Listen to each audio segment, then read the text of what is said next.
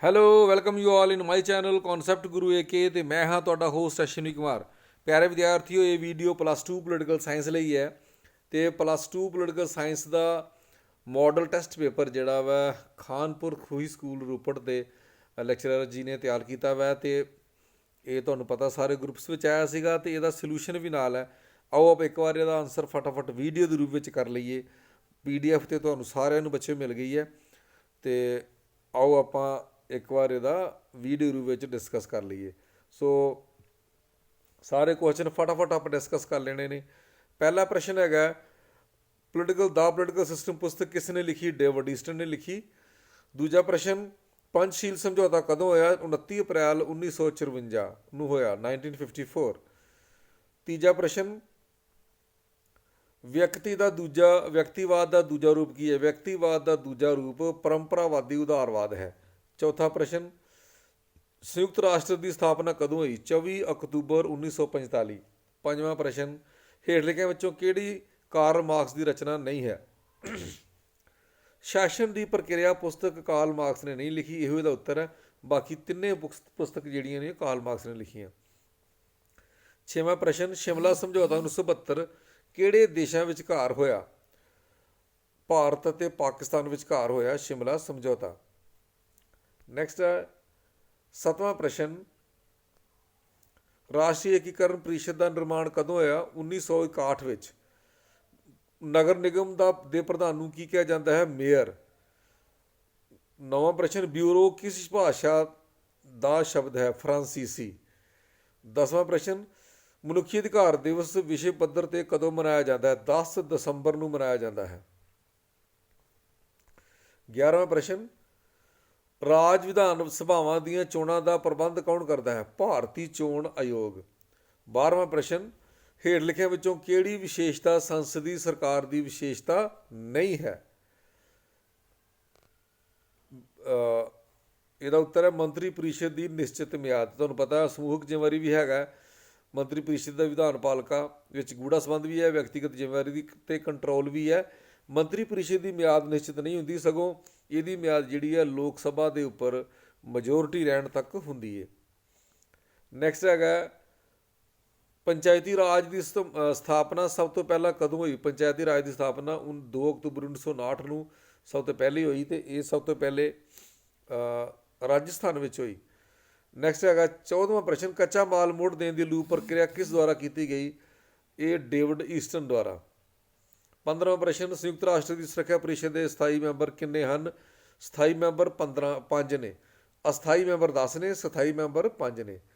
ਬਿਲਕੁਲ ਠੀਕ ਹੋ ਗਿਆ। 16ਵਾਂ ਪ੍ਰਸ਼ਨ ਭਾਰਤੀ ਵਿਦੇਸ਼ ਨੀਤੀ ਦੀ ਪ੍ਰਮੁੱਖ ਵਿਸ਼ੇਸ਼ਤਾ ਕੀ ਹੈ? ਗੁੱਟ ਨਿਰਲੇਪਤਾ ਪ੍ਰਮੁੱਖ ਨੀਤੀ ਹੈ। ਨੈਕਸਟ ਹੈਗਾ ਜੀ 17ਵਾਂ ਪ੍ਰਸ਼ਨ ਗਾਂਧੀ ਜੀ ਨੂੰ ਮਹਾਤਮਾ ਦਾ ਖਿਤਾਬ ਕਿਸ ਨੇ ਦਿੱਤਾ? ਰਵਿੰਦਰ ਨਾਥ ਟੈਗੋਰ ਨੇ। ਵਿਗਿਆਨਕ ਸਮਾਜਵਾਦ ਦਾ ਪਿਤਾਮਾ ਕਿਸ ਨੂੰ ਮੰਨਿਆ ਜਾਂਦਾ? ਮਾਰਕਸ ਨੂੰ। ਕਾਰਲ ਮਾਰਕਸ ਨੂੰ ਵਿਗਿਆਨਕ ਸਮਾਜਵਾਦ ਦਾ ਪਿਤਾਮਾ ਮੰਨਿਆ ਜਾਂਦਾ। 19ਵਾਂ ਪ੍ਰਸ਼ਨ ਪਾਰਟੀ ਦਾ ਪ੍ਰਧਾਨ ਕੌਣ ਹੈ? ਇਹ BJP। ਇੱਥੇ ਐਕਚੁਅਲੀ ਵਰਡ ਮਿਸਪਲੇਸ ਹੋ ਗਿਆ, ਇੱਥੇ ਵਰਡ ਸੀਗਾ BJP, Bharatiya Janata party. Bharatiya Janata party ਦਾ ਪ੍ਰਧਾਨ ਕੌਣ ਹੈ? JP ਨੱਡਾ। JP ਨੱਡਾ ਪ੍ਰਧਾਨ ਨੇ। ਠੀਕ ਹੈ। ਨੈਕਸਟ ਹੈਗਾ 20ਵਾਂ ਪ੍ਰਸ਼ਨ ਰਾਜ ਦੇ ਕਿੰਨੇ ਜ਼ਰੂਰੀ ਤੱਤ ਹਨ? ਰਾਜ ਦੇ 4 ਜ਼ਰੂਰੀ ਤੱਤ ਹਨ। ਜਨਸੰਖਿਆ, ਨਿਸ਼ਚਿਤ ਇਲਾਕਾ, ਸਰਕਾਰ ਤੇ ਪ੍ਰਭੂ ਸੱਤਾ। ਅਗਲਾ ਆ ਗਿਆ ਜੀ 21ਵਾਂ ਪ੍ਰਸ਼ਨ ਸਰਕਾਰ ਵਿੱਚ ਲੋਕ ਸਭਾ ਦਾ ਕਾਰਜਕਾਲ ਨਿਸ਼ਚਿਤ ਹੁੰਦਾ ਹੈ, ਸਹੀ ਜਾਂ ਗਲਤ? ਸਰਕਾਰ ਵਿੱਚ ਲੋਕ ਸਭਾ ਦਾ ਕਾਰਜਕਾਲ ਨਿਸ਼ਚਿਤ ਹੈ। ਲੋਕ ਸਭਾ ਲੋਕਾਂ ਦੇ ਵਿਸ਼ਵਾਸਤਾ ਕਰਨ ਦੀ ਹੈ। ਆਨਸਰ ਇੱਥੇ ਗਲਤ ਲਿਖਿਆ। ਠੀਕ ਹੈ। ਹਾਲਾਂਕਿ ਇਹਦਾ ਨਿਸ਼ਚਿਤ ਕਾਰਜਕਾਲ ਹੈ। ਲੋਕ ਸਭਾ ਦਾ ਕਾਰਜਕਾਲ ਜਿਹੜਾ ਵਾ ਸਰਕਾਰ ਦੀ ਗੱਲ ਕਰ ਸਕਦੇ ਹਾਂ, ਪਰ ਲੋਕ ਸਭਾ ਦਾ ਕਾਰਜਕਾਲ ਇੱਥੇ ਤੇ ਆਨਸਰ ਜਿਹੜਾ ਉਹ ਗਲਤ ਹੀ ਹੈ। ਇੱਕ ਮਿੰਟ ਬੇਟਾ, ਆਪਾਂ ਥੋੜ੍ਹਾ ਜਿਹਾ ਕੰਸਲਟ ਮੈਨੂੰ ਦੇਖ ਲੈਣ ਦਿਓ। ਲੋਕ ਸਭਾ ਦਾ ਕਾਰਜਕਾਲ ਜਿਹੜਾ ਉਹ ਨਿਸ਼ਚਿਤ ਹੈ ਜਾਂ ਅਨਿਸ਼ਚਿਤ ਹੈ, ਕਿਉਂਕਿ ਆਪਾਂ ਕਈ ਕੁਐਸਚਨ ਐਸੇ ਨੇ ਜਿਹੜੇ ਕਨਫਿਊਜ਼ਿੰਗ ਹੁੰਦੇ ਨੇ। ਉਸ ਤੋਂ ਬਾਅਦ ਆਪਾਂ 22ਵਾਂ ਪ੍ਰਸ਼ਨ ਦੇਖ ਲੈਂਦੇ ਹਾਂ। 21ਵੇਂ ਪ੍ਰਸ਼ਨ ਬਾਰੇ ਫਿਰ ਆਵਾਂਗੇ ਮੁੜ ਕੇ। ਲੋਕਤੰਤਰ ਨੂੰ ਤੋਂ ਭਾਵ ਲੋਕਾਂ ਦੀ, ਲੋਕਾਂ ਦੁਆਰਾ ਤੇ ਲੋਕਾਂ ਲਈ ਸਰਕਾਰ ਚੁਣੀ ਗਈ ਸਰਕਾਰ ਹੈ। ਸਹੀ ਹੈ ਜਾਂ ਗਲਤ? ਬਿਲਕੁਲ ਸਹੀ ਹੈ। 22ਵਾਂ ਪ੍ਰਸ਼ਨ ਦਾ ਉੱਤਰ ਬਿਲਕੁਲ ਸਹੀ ਹੈ। 23ਵਾਂ ਪ੍ਰਸ਼ਨ, 23ਵਾਂ ਹੈਗਾ ਭਾਰਤੀ ਰਾਸ਼ਟਰੀ ਕਾਂਗਰਸ ਦੇ ਪਹਿਲੇ ਪ੍ਰਧਾਨ ਦੇ ਨਾਂ ਲਿਖੋ। WC ਬਨਰਜੀ, ਬਿਲਕੁਲ ਠੀਕ ਹੈ। ਭਾਰਤੀ ਰਾਸ਼ਟਰੀ ਕਾਂਗਰਸ ਦੇ ਪਹਿਲੇ ਪ੍ਰਧਾਨ ਦਾ ਨਾਂ WC ਬਨਰਜੀ ਹੈ। 24ਵਾਂ ਪ੍ਰਸ਼ਨ, ਸੁਤੰਤਰ ਵਪਾਰ ਅਤੇ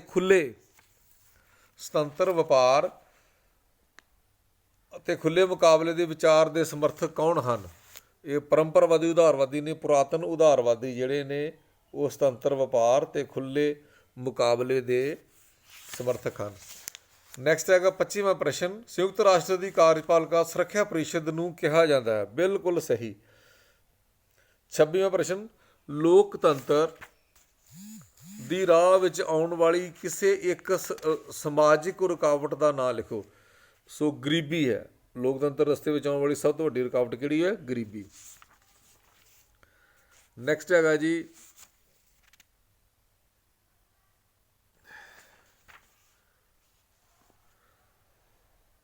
27ਵਾਂ ਪ੍ਰਸ਼ਨ, ਰਾਜਨੀਤਿਕ ਪ੍ਰਣਾਲੀ ਦੇ ਇੱਕ ਨਿਕਾਸ ਕੰਮ ਦੱਸੋ। ਨਿਯਮ ਲਾਗੂ ਕਰਨਾ। ਤੁਹਾਨੂੰ ਪਤਾ ਜਿਹੜੇ 3 ਨਿਕਾਸ ਕਾਰਜ ਇਹਨਾਂ ਵਿੱਚੋਂ ਇੱਕ ਕੰਮ ਹੈਗਾ ਨਿਯਮ ਲਾਗੂ ਕਰਨਾ। 28ਵਾਂ ਪ੍ਰਸ਼ਨ, ਭਾਰਤ ਵਿੱਚ ਇੱਕ ਦਲ ਪ੍ਰਣਾਲੀ ਹੈ। ਸਹੀ ਜਾਂ ਗਲਤ? ਗਲਤ, ਕਿਉਂਕਿ ਭਾਰਤ ਵਿੱਚ ਬਹੁਦਲ ਪ੍ਰਣਾਲੀ ਹੈ। 29ਵਾਂ ਪ੍ਰਸ਼ਨ, ਸ਼ਹਿਰੀ ਸਥਾਨਕ ਸੰਸਥਾਵਾਂ ਨੂੰ 74ਵੀਂ ਸੋਧ ਰਾਹੀਂ ਸੰਵਿਧਾਨਕ ਦਰਜਾ ਦਿੱਤਾ ਗਿਆ। ਸਹੀ ਜਾਂ ਗਲਤ? ਇਹ ਵੀ ਸਹੀ ਹੈ। 30ਵਾਂ ਪ੍ਰਸ਼ਨ, ਮੁੱਖ ਚੋਣ ਆਯੋਗ ਪੰਚਾਇਤ ਦੀ ਚੋਣ ਕਰਾਉਂਦਾ ਹੈ। ਸਹੀ ਜਾਂ ਗਲਤ? ਗਲਤ, ਕਿਉਂਕਿ ਪੰਚਾਇਤਾਂ ਦੀ ਚੋਣ ਰਾਜ ਸਰਕਾਰ ਦੁਆਰਾ ਕਰਾਈ ਜਾਂਦੀ ਹੈ। ਠੀਕ ਹੈ ਜੀ। ਸੋ ਐਕਚੁਅਲੀ ਇਹ ਪ੍ਰਸ਼ਨ ਜਿਹੜਾ ਵਾ 21ਵਾਂ ਪ੍ਰਸ਼ਨ, ਲੋਕ ਸਭਾ ਦਾ ਕਾਰਜਕਾਲ ਜਿਹੜਾ ਉਹ 5 ਸਾਲ ਨਿਸ਼ਚਿਤ ਹੁੰਦਾ ਵਾ। ਇਸ ਕਰਕੇ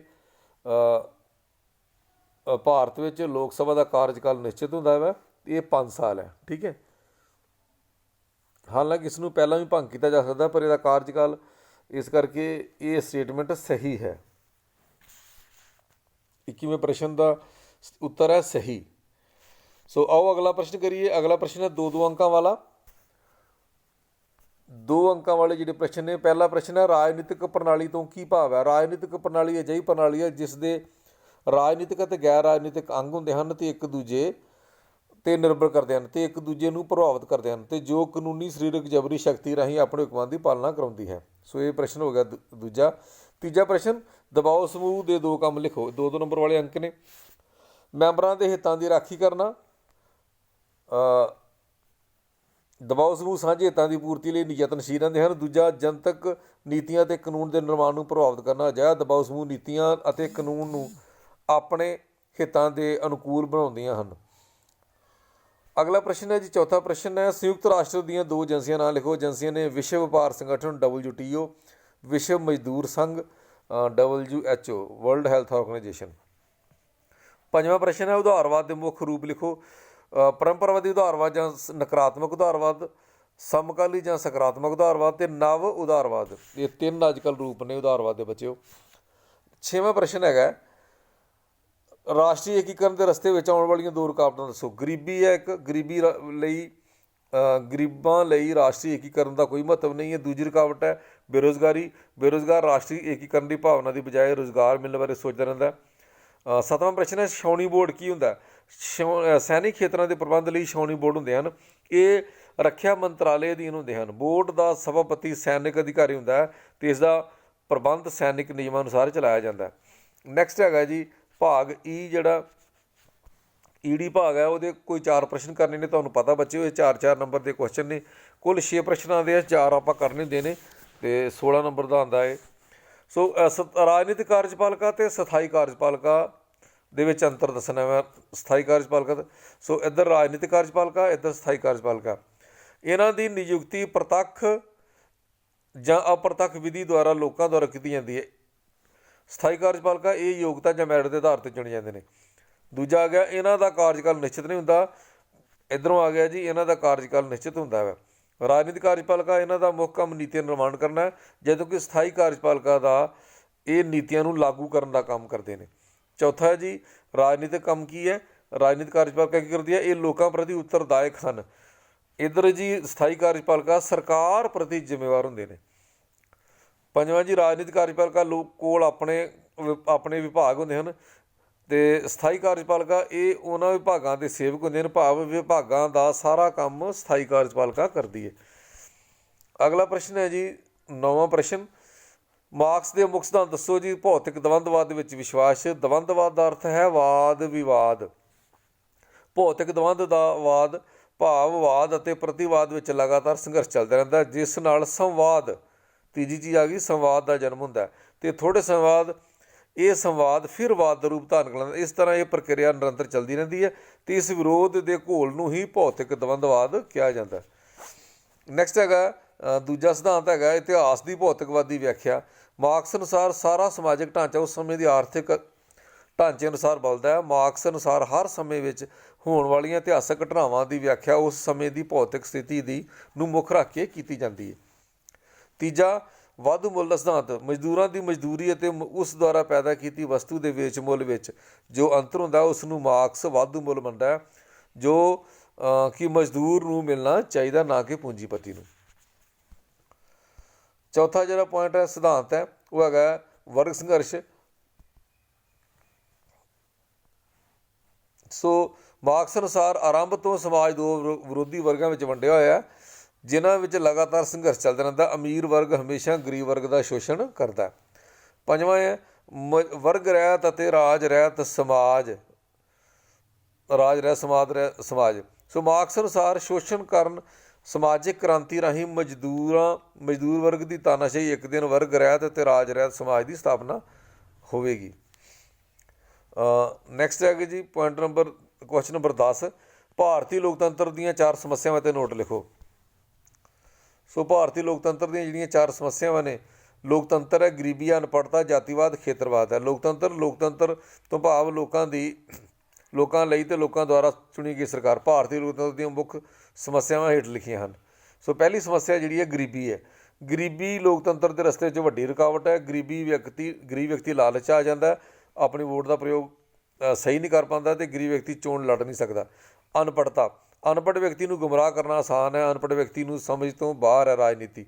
ਤੀਜਾ ਜਾਤੀਵਾਦ। ਦੇਸ਼ ਵਿੱਚ ਕਈ ਦਲ ਜਾਤੀ ਆਧਾਰਿਤ ਹਨ ਅਤੇ ਮਤਾਂ ਨੂੰ ਜਾਤੀ ਪ੍ਰਭਾਵਿਤ ਕਰਦੀ ਹੈ, ਭਾਵ ਜਾਟ ਕੀ ਵੋਟ ਜਾਟ ਕੋ, ਭਾਵ ਕਾਸਟ ਵੇਖ ਕੇ ਲੋਕ ਵੋਟ ਪਾਉਂਦੇ ਨੇ। ਖੇਤਰਵਾਦ ਦਾ ਭਾਵ ਹੈ ਰਾਜਾਂ ਅਤੇ ਕੇਂਦਰ ਵਿਚਕਾਰ ਖਿਚਾਅ ਦਾ ਕਾਰਨ ਹੈ ਖੇਤਰਵਾਦ। ਠੀਕ ਹੈ। ਨੈਕਸਟ ਹੈਗਾ ਜੀ 11ਵਾਂ ਪ੍ਰਸ਼ਨ ਹੈ ਭਾਰਤ ਦੀ ਵਿਦੇਸ਼ ਨੀਤੀ ਤੋਂ ਕੀ ਭਾਵ ਹੈ। ਇਹਦੀਆਂ 3 ਵਿਸ਼ੇਸ਼ਤਾਵਾਂ। ਵਿਦੇਸ਼ ਨੀਤੀ ਕੀ ਹੁੰਦੀ ਹੈ ਜੀ। ਵਿਦੇਸ਼ ਨੀਤੀ ਹੈ ਅਜਿਹੇ ਸਿਧਾਂਤ ਅਤੇ ਵਿਵਹਾਰ ਸਮੂਹ ਹੈ ਜਿਨ੍ਹਾਂ ਦੁਆਰਾ ਰਾਜ ਆਪਣੀ ਰਾਸ਼ਟਰੀ ਹਿੱਤ ਦੀ ਰਾਖੀ ਵਾਸਤੇ ਕੋਈ ਨਿਯਮ ਬਣਾਉਂਦਾ ਵਾ। ਸੋ ਕਿਹੜੇ ਸਿਧਾਂਤ ਨੇ। ਪਹਿਲੇ ਗੁੱਟ ਨਿਰਲੇਪਤਾ। ਦੂਜੇ ਵਿਸ਼ਵ ਦੌਰਾਨ ਸਮਾਂਤਰ 2 ਗੁੱਟਾਂ ਵਿੱਚ ਵੰਡਿਆ ਗਿਆ ਸੀ ਸੰਸਾਰ, ਅਤੇ ਇਹਨਾਂ ਭਾਰਤ ਨੇ ਕਿਸੇ ਵੀ ਗੁੱਟ ਵਿੱਚ ਸ਼ਾਮਲ ਨਾ ਹੋਣ ਦਾ ਫੈਸਲਾ ਲਿਆ। ਇਸ ਕਰਕੇ ਭਾਰਤ ਨੇ ਜਿਹੜੀ ਪਾਲਿਸੀ ਅਪਣਾਈ ਉਹਦਾ ਨਾਂ ਗੁੱਟ ਨਿਰਲੇਪਤਾ ਸੀ। ਪੰਚਸ਼ੀਲ ਇੱਕ ਸਮਝੌਤਾ ਵਾ ਜਿਹੜਾ 29 ਅਪ੍ਰੈਲ 1954 ਨੂੰ ਹੋਇਆ ਅਤੇ ਭਾਰਤ ਅਤੇ ਚੀਨ ਦਰਮਿਆਨ ਹੋਇਆ। ਭਾਰਤ ਦੇ ਪ੍ਰਧਾਨ ਮੰਤਰੀ ਜਵਾਹਰ ਲਾਲ ਨਹਿਰੂ ਅਤੇ ਚੀਨ ਦੇ ਪ੍ਰਧਾਨ ਮੰਤਰੀ ਲਾਓ ਇਨ ਚਾਈ ਦੇ ਦਰਮਿਆਨ ਹੋਇਆ। ਠੀਕ ਹੈ। ਇਸ ਤਰ੍ਹਾਂ ਹੀ 5 ਸਮਝੌਤੇ ਹੋਏ, 5 ਸਿਧਾਂਤਾਂ ਉੱਪਰ ਸਮਝੌਤਾ ਹੋਇਆ। ਅਗਲਾ ਜੀ ਪਰਮਾਣੂ ਸ਼ਕਤੀ ਦਾ ਸ਼ਾਂਤੀਪੂਰਨ ਉਦੇਸ਼ਾਂ ਲਈ ਪ੍ਰਯੋਗ। ਭਾਵੇਂ ਭਾਰਤ ਦੁਆਰਾ 1968 ਵਿੱਚ NPT ਅਤੇ ਇੱਥੇ NPT ਲਿਖਿਆ ਸੀਗਾ, NPT ਅਤੇ ਦੂਜਾ ਆ ਗਿਆ CTBT 'ਤੇ ਦਸਤਖਤ ਨਹੀਂ ਕੀਤੇ ਗਏ, ਪਰ ਫਿਰ ਵੀ ਭਾਰਤ ਪਰਮਾਣੂ ਸ਼ਕਤੀ ਦਾ ਸ਼ਾਂਤੀਪੂਰਨ ਉਦੇਸ਼ਾਂ ਦੀ ਪੂਰਤੀ ਲਈ ਪ੍ਰਯੋਗ ਕੀਤੇ ਜਾਣ ਦੇ ਹੱਕ ਵਿੱਚ ਹੈ। ਪੁਰਾਤਨ ਉਦਾਰਵਾਦ ਅਤੇ ਸਮਕਾਲੀ ਉਦਾਰ ਵਿੱਚ ਅੰਤਰ ਲਿਖੋ। ਇਹ ਅਗਲਾ ਪ੍ਰਸ਼ਨ ਆ ਗਿਆ ਜੀ। ਸੋ ਇਹ ਦੋਵੇਂ ਪ੍ਰਸ਼ਨ ਕਰਨ ਦੀ ਲੋੜ ਨਹੀਂ, ਕਿਉਂਕਿ 4 ਪ੍ਰਸ਼ਨ ਆਪਾਂ ਕਰ ਲਏ। ਸੱਤਿਆਗ੍ਰਹਿ ਦੀਆਂ 4 ਵਿਧੀਆਂ ਜਿਹੜੀਆਂ ਇਹ ਤੁਸੀਂ ਬੁੱਕ ਤੋਂ ਦੇਖ ਕੇ ਵੀ ਕਰ ਸਕਦੇ ਹੋ। ਬੇਟਾ ਅਗਲਾ ਇੱਕ ਪੈਰਾ ਜਾਂ ਪੈਰਾ ਪੜ੍ਹ ਕੇ ਪ੍ਰਸ਼ਨ ਦੇਣੇ ਨੇ। ਪੈਰਾ ਬਹੁਤ ਹੀ ਸੌਖਾ ਹੋਊ, ਆਪਾਂ ਸਿੱਧੇ ਪ੍ਰਸ਼ਨ ਕਰ ਲੈਂਦੇ ਹਾਂ। ਪਹਿਲਾ ਪ੍ਰਸ਼ਨ ਹੈ ਕੇਂਦਰ ਵਿੱਚ ਨਾ ਮਾਤਰ ਦਾ ਕਾਰਜ ਸਾਧਕ ਮੁਖੀ ਕੌਣ ਹੁੰਦਾ ਹੈ। ਰਾਸ਼ਟਰਪਤੀ। ਰਾਜਾਂ ਵਿੱਚ ਨਾ ਮਾਤਰ ਦਾ ਕਾਰਜ ਸਾਧਕ ਮੁਖੀ ਕੌਣ ਹੁੰਦਾ ਹੈ। ਰਾਜਪਾਲ। ਭਾਰਤ ਵਿੱਚ ਭਾਰਤੀ ਸੰਸਦੀ ਪ੍ਰਣਾਲੀ ਦੀ ਵਿਸ਼ੇਸ਼ਤਾ ਦੱਸੋ। ਸੋ ਇਹਦੀ ਵਿਸ਼ੇਸ਼ਤਾ ਹੈ ਸੰਸਦੀ ਸਰਕਾਰ ਵਿੱਚ ਵਿਧਾਨ ਪਾਲਿਕਾ ਅਤੇ ਕਾਰਜਪਾਲਿਕਾ ਭਾਵ ਸੰਸਦ ਅਤੇ ਮੰਤਰੀ ਪਰਿਸ਼ਦ ਵਿਚਕਾਰ ਗੂੜੇ ਸੰਬੰਧ ਹੁੰਦੇ ਹਨ। ਇਹਦਾ ਆਨਸਰ ਹੈ। ਇਸ ਤੋਂ ਬਾਅਦ ਮਿਲਾਨ ਕਰਨਾ ਹੈ ਜੀ। ਅਸਲੀ ਕਾਰਜ ਸਾਧਕ, ਨਾਮਾਤਰ ਕਾਰਜ ਸਾਧਕ, ਗੂੜੇ ਸੰਬੰਧ ਅਤੇ ਸੰਸਦੀ ਮੈਂਬਰ। ਅਸਲੀ ਕਾਰਜ ਸਾਧਕ ਤੁਹਾਨੂੰ ਪਤਾ ਹੈ ਪ੍ਰਧਾਨ ਮੰਤਰੀ ਹੈ। ਨਾਮਾਤਰ ਕਾਰਜ ਸਾਧਕ ਰਾਸ਼ਟਰਪਤੀ ਹੈ। ਗੂੜੇ ਸੰਬੰਧ ਹੁੰਦੇ ਨੇ ਵਿਧਾਨ ਪਾਲਿਕਾ ਅਤੇ ਕਾਰਜਪਾਲਿਕਾ 'ਚ, ਅਤੇ ਸੰਸਦ ਦੇ ਮੈਂਬਰ ਬਿੱਲ ਪੇਸ਼ ਅਤੇ ਪਾਸ ਕਰਾਉਂਦੇ ਹਨ। ਸੋ ਇਸ ਤਰ੍ਹਾਂ ਦੀ ਇਹਨਾਂ ਦੀ ਮੈਚਿੰਗ ਹੈ। 6 ਨੰਬਰ ਦੇ 2 ਪ੍ਰਸ਼ਨ ਨੇ ਭਾਰਤ ਵਿੱਚ ਚੋਣ ਪ੍ਰਕਿਰਿਆ ਦੇ ਮੁੱਖ ਪੜਾਅ ਅਤੇ ਰਾਜ ਅਤੇ ਰਾਜਨੀਤਿਕ ਪ੍ਰਣਾਲੀ ਵਿੱਚ ਮੁੱਖ ਅੰਤਰ। 15ਵਾਂ ਅਤੇ 16ਵਾਂ ਹੈ ਭਾਰਤੀ ਸੰਸਦੀ ਪ੍ਰਣਾਲੀ ਦੀਆਂ ਮੁੱਖ ਵਿਸ਼ੇਸ਼ਤਾਵਾਂ ਅਤੇ ਸੰਯੁਕਤ ਰਾਸ਼ਟਰ ਦੇ ਮੁੱਖ ਅੰਗਾਂ ਬਾਰੇ ਵਿਸਾਰਪੂਰਵਕ ਵਰਣਨ। ਸੋ ਆਓ ਆਪਾਂ ਪਹਿਲੇ 15ਵਾਂ ਪ੍ਰਸ਼ਨ ਕਰੀਏ। ਰਾਜ ਅਤੇ ਰਾਜਨੀਤਿਕ ਪ੍ਰਣਾਲੀ ਵਿੱਚ ਅੰਤਰ। ਰਾਜ ਸਰਵਉੱਚ ਸਰਵਸ਼੍ਰੇਸ਼ਠ ਅਤੇ ਪ੍ਰਭੂਸੱਤਾ ਸੰਪੰਨ ਸੰਗਠਨ ਹੈ। ਇਸ ਦੇ 4 ਜ਼ਰੂਰੀ ਤੱਤ ਹਨ। ਜਨਸੰਖਿਆ, ਨਿਸ਼ਚਿਤ ਇਲਾਕਾ, ਸਰਕਾਰ ਅਤੇ ਪ੍ਰਭੂਸੱਤਾ। ਰਾਜਨੀਤਿਕ ਪ੍ਰਣਾਲੀ ਅੰਤਰ ਕਿਰਿਆਵਾਂ ਅਤੇ ਸੰਰਚਨਾਵਾਂ ਦਾ ਇੱਕ ਅਜਿਹਾ ਸਮੂਹ ਹੈ ਜਿਸ ਦੁਆਰਾ ਸਰੀਰਕ ਦਬਾਅ ਪਾਉਣ ਵਾਲੀ ਸ਼ਕਤੀ ਅਤੇ ਅੰਤਮ ਕੰਟਰੋਲ ਹੁੰਦਾ ਵਾ ਅਤੇ ਇਸ ਦੇ ਦੁਆਰਾ ਲਏ ਗਏ ਫੈਸਲਿਆਂ ਪਿੱਛੇ ਕਾਨੂੰਨੀ ਸ਼ਕਤੀ ਹੁੰਦੀ ਹੈ। ਸੋ ਕੀ ਅੰਤਰ ਨੇ? ਮੇਨ ਅੰਤਰ ਪਹਿਲਾ, ਰਾਜ ਇੱਕ ਕਲਪਿਤ ਸੰਸਥਾ ਹੈ ਅਤੇ ਰਾਜਨੀਤਿਕ ਪ੍ਰਣਾਲੀ ਜਿਹੜੀ ਹੈ ਸੰਗਠਨ ਹੈ, ਵਾਸਤਵਿਕ ਸੰਗਠਨ ਹੈ। ਰਾਜ ਦੇ ਸਰੂਪ ਸੰਬੰਧੀ ਅੰਤਰ ਵੱਖ-ਵੱਖ ਨੇ। ਰਾਜਨੀਤਿਕ ਪ੍ਰਣਾਲੀ ਦੇ ਸਰੂਪ ਉਹ ਅੰਤਰ ਕਿਰਿਆਵਾਂ ਹਨ ਜੋ ਇਸ ਨੂੰ ਪ੍ਰਭਾਵਿਤ ਕਰਦੀਆਂ ਹਨ। ਇਸ ਦੇ 4 ਜ਼ਰੂਰੀ ਤੱਤ ਹਨ। ਤੀਜਾ, ਇਸ ਦੇ 4 ਜ਼ਰੂਰੀ ਤੱਤ ਹਨ। ਜਨਸੰਖਿਆ, ਨਿਵਸੋਂ, ਸਰਕਾਰ ਅਤੇ ਪ੍ਰਭੂਸੱਤਾ। ਅਤੇ ਰਾਜਨੀਤਿਕ ਪ੍ਰਣਾਲੀ ਦੇ ਰਾਜਨੀਤਿਕ ਭੂਮਿਕਾਵਾਂ, ਰਾਜਨੀਤਿਕ ਵਿਵਹਾਰ ਅਤੇ ਰਾਜਨੀਤਿਕ ਅੰਤਰ ਕਿਰਿਆਵਾਂ। ਰਾਜ ਦੀਆਂ ਸੀਮਾਵਾਂ ਨਿਸ਼ਚਿਤ ਹਨ, ਰਾਜਨੀਤਿਕ ਪ੍ਰਣਾਲੀ ਦੀਆਂ ਸੀਮਾਵਾਂ ਨਿਸ਼ਚਿਤ ਨਹੀਂ, ਇਹ ਵੱਧਦੀਆਂ ਘਟਦੀਆਂ ਰਹਿੰਦੀਆਂ ਹਨ। ਨਾਲੇ ਰਾਜਨੀਤਿਕ ਪ੍ਰਣਾਲੀ ਦੀਆਂ ਸੀਮਾਵਾਂ ਕਾਰਜੀ ਹੁੰਦੀਆਂ ਨੇ, ਨਾ ਕਿ ਖੇਤਰੀ। ਰਾਜ ਮਨੁੱਖ ਦੇ ਆਪਸੀ ਸੰਬੰਧਾਂ ਨਾਲ ਰਿਲੇਟਡ ਹੈ। ਇਹ ਮਨੁੱਖ ਦੇ ਆਪਸੀ, ਜਦੋਂ ਕਿ ਰਾਜਨੀਤਿਕ ਪ੍ਰਣਾਲੀ ਮਨੁੱਖ ਦੇ ਆਪਸੀ ਰਾਜਨੀਤਿਕ ਸੰਬੰਧਾਂ ਨਾਲ ਰਿਲੇਟਡ ਹੈ।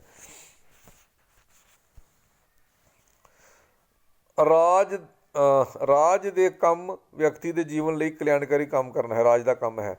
ਰਾਜਨੀਤਿਕ ਪ੍ਰਣਾਲੀ ਦਾ ਕੰਮ ਹੈ ਨਿਵੇਸ਼ਾਂ ਨੂੰ ਨਿਕਾਸਾਂ ਵਿੱਚ ਬਦਲਣਾ।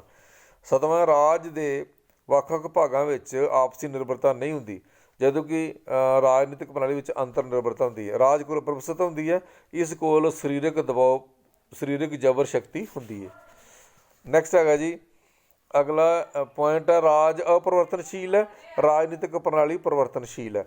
ਇਹ ਵਿਆਖਿਆਤਮਕ ਵਿਚਾਰਧਾਰਾ ਹੈ, ਰਾਜਨੀਤਿਕ ਪ੍ਰਣਾਲੀ ਵਿਸ਼ਲੇਸ਼ਣਾਤਮਕ ਵਿਚਾਰਧਾਰਾ ਹੈ। ਠੀਕ ਹੈ। ਸੋ ਰਾਜ ਵਿੱਚ ਰਾਜਨੀਤਿਕ ਸਮਾਜੀਕਰਨ ਅਤੇ ਰਾਜਨੀਤਿਕ ਸੱਭਿਆਚਾਰ ਦਾ ਕੋਈ ਮਹੱਤਵ ਨਹੀਂ। ਇਸ ਵਿੱਚ ਰਾਜਨੀਤਿਕ ਸਮਾਜੀਕਰਨ ਅਤੇ ਰਾਜਨੀਤਿਕ ਸੱਭਿਆਚਾਰ ਦਾ ਵਿਸ਼ੇਸ਼ ਮਹੱਤਵ ਹੈਗਾ। 12ਵਾਂ, ਰਾਜ ਵਿੱਚ ਸਿਰਫ ਕਾਨੂੰਨੀ ਸੰਸਥਾਵਾਂ ਸ਼ਾਮਲ ਹਨ। ਇਸ ਵਿੱਚ ਰਸਮੀ ਅਤੇ ਗੈਰ ਰਸਮੀ ਸੰਸਥਾਵਾਂ ਸ਼ਾਮਲ ਨੇ। 13ਵਾਂ, ਇਹ ਪ੍ਰਾਚੀਨ ਧਾਰਨਾ ਹੈ, ਰਾਜਨੀਤਿਕ ਪ੍ਰਣਾਲੀ ਆਧੁਨਿਕ ਧਾਰਨਾ। 14ਵਾਂ, ਇਹ ਧਾਰਨਾ ਮੈਕਾਈਵਲ ਨੇ ਦਿੱਤੀ, ਇਹ ਧਾਰਨਾ ਡੇਵਿਡ ਈਸਟਨ ਨੇ ਦਿੱਤੀ। ਰਾਜ ਦੀ ਧਾਰਨਾ ਮੈਕਾਈਵਲ ਨੇ ਦਿੱਤੀ ਅਤੇ ਰਾਜਨੀਤਿਕ ਪ੍ਰਣਾਲੀ ਦੀ ਧਾਰਨਾ ਡੇਵਿਡ ਈਸਟਨ ਦੀ। ਸੋ ਪਿਆਰੇ ਵਿਦਿਆਰਥੀਓ, ਜਿਹੜਾ 6 ਨੰਬਰ ਦਾ ਕੁਐਸਚਨ ਹੈ ਉਹਨੂੰ 150-160 ਸ਼ਬਦਾਂ ਵਿੱਚ ਹੀ ਲਿਖਣਾ ਚਾਹੀਦਾ। ਸੋ ਉਸ ਹਿਸਾਬ ਨਾਲ ਆਪਣਾ ਉੱਤਰ ਜਿਹੜਾ ਤੁਹਾਨੂੰ ਬਣਾ ਲੈਣਾ ਚਾਹੀਦਾ। ਸੋ ਸਿੱਟਾ ਇਹ ਨਿਕਲਿਆ ਵੀ ਰਾਜ ਅਤੇ ਰਾਜਨੀਤਿਕ ਪ੍ਰਣਾਲੀ ਵਿੱਚ ਕਾਫੀ ਅੰਤਰ ਨੇ। 16ਵਾਂ ਪ੍ਰਸ਼ਨ ਹੈ ਜੀ ਸੰਯੁਕਤ ਰਾਸ਼ਟਰ ਬਾਰੇ। ਸੰਯੁਕਤ ਰਾਸ਼ਟਰ ਦੀ ਸਥਾਪਨਾ 24 ਅਕਤੂਬਰ 1945 ਨੂੰ ਹੋਈ ਹੈ ਅਤੇ ਇਹਦੇ ਮੁੱਢਲੇ ਮੈਂਬਰਾਂ ਦੀ ਗਿਣਤੀ 51 ਸੀ। ਹੁਣ ਇਹਦੇ ਮੈਂਬਰ 193 ਨੇ, 193। ਇਸ ਦੇ ਸੰਵਿਧਾਨ ਨੂੰ ਚਾਰਟਰ ਕਿਹਾ ਜਾਂਦਾ, ਜਿਹਦੇ 6 ਅੰਗ ਹਨ। ਸੰਯੁਕਤ ਰਾਸ਼ਟਰ ਸੰਘ ਦੇ 6 ਅੰਗ ਹਨ। ਪਹਿਲਾ ਅੰਗ ਹੈ ਮਹਾਸਭਾ। ਇਹ ਸੰਯੁਕਤ ਰਾਸ਼ਟਰ ਦੀ ਵਿਧਾਨ ਪਾਲਿਕਾ ਹੈ। ਸੰਯੁਕਤ ਰਾਸ਼ਟਰ ਦੇ ਸਾਰੇ 193 ਮੈਂਬਰ ਇਸ ਦੇ ਮੈਂਬਰ ਹਨ। ਇਸ ਨੂੰ ਸੰਸਾਰ ਦੀ ਪੰਚਾਇਤ ਵੀ ਕਿਹਾ ਜਾਂਦਾ। ਇਹ ਸਾਲਾਨਾ ਬਜਟ ਪਾਸ ਕਰਦੀ ਹੈ। ਦੂਜਾ ਅੰਗ ਹੈ ਜੀ ਸੁਰੱਖਿਆ ਪ੍ਰੀਸ਼ਦ। ਇਸ ਨੂੰ ਸੁਰੱਖਿਆ ਰਾਸ਼ਟਰ ਦੀ ਕਾਰਜ ਸਾਧਕ ਵੀ ਕਿਹਾ ਜਾਂਦਾ। ਇਹਦੇ 15 ਮੈਂਬਰ ਹੁੰਦੇ ਨੇ, 10 ਅਸਥਾਈ ਅਤੇ 5 ਸਥਾਈ। ਇਹਦਾ ਮੁੱਖ ਕੰਮ ਸੰਸਾਰ ਵਿੱਚ ਸ਼ਾਂਤੀ ਸਥਾਪਿਤ ਕਰਨਾ ਹੈ। ਤੀਜਾ, ਅੰਤਰਰਾਸ਼ਟਰੀ ਕੋਰਟ ਆਫ ਜਸਟਿਸ, ਅੰਤਰਰਾਸ਼ਟਰੀ ਨਿਆਂ ਅਦਾਲਤ। ਇਸ ਨੂੰ ਸੰਯੁਕਤ ਰਾਸ਼ਟਰ ਦੀ ਨਿਆਂਪਾਲਿਕਾ ਵੀ ਕਿਹਾ ਜਾਂਦਾ। ਇਹ ਸੰਸਾਰ ਦੇ ਦੇਸ਼ਾਂ ਦੀਆਂ ਸਮੱਸਿਆਵਾਂ ਨੂੰ ਆਪਸੀ ਸਹਿਮਤੀ ਨਾਲ ਸੁਲਝਾਉਣ ਦਾ ਕੰਮ ਕਰਦੀ ਹੈ। ਚੌਥਾ ਹੈ ਆਰਥਿਕ ਅਤੇ ਸੁਰੱਖਿਆ ਪ੍ਰੀਸ਼ਦ।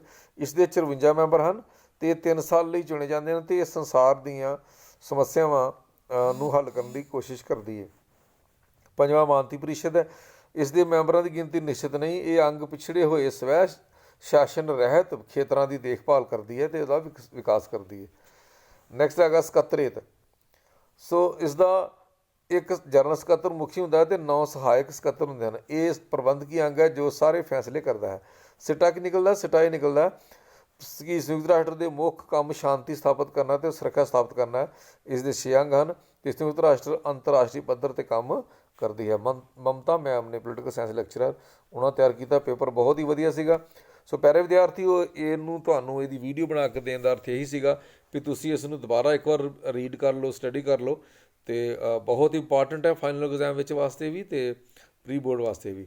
ਸੋ thank you very much for watching this video. ਜੇ ਚੰਗੀ ਲੱਗੇ ਤਾਂ ਲਾਈਕ, ਸ਼ੇਅਰ, ਕਮੈਂਟ ਜ਼ਰੂਰ ਕਰੋ। ਚੈਨਲ ਨੂੰ ਜੇਕਰ ਅਜੇ ਤੱਕ ਸਬਸਕ੍ਰਾਈਬ ਨਹੀਂ ਕਰਾਇਆ ਤਾਂ ਜ਼ਰੂਰ ਸਬਸਕ੍ਰਾਈਬ ਕਰਾਓ। ਪੋਲੀਟੀਕਲ ਸਾਇੰਸ ਨਾਲ ਸੰਬੰਧਿਤ ਸਾਰੀਆਂ ਵੀਡੀਓਜ਼ +1 2 ਦੀਆਂ ਮੇਰੇ YouTube ਚੈਨਲ ਕਨਸੈਪਟ ਗੁਰੂ AK ਤੇ ਪਈਆਂ ਨੇ, ਤੁਸੀਂ ਦੇਖ ਕੇ ਤੇ ਆਪਣੇ ਪੇਪਰਾਂ ਦੀ ਤਿਆਰੀ ਕਰ ਸਕਦੇ ਹੋ। Thank you.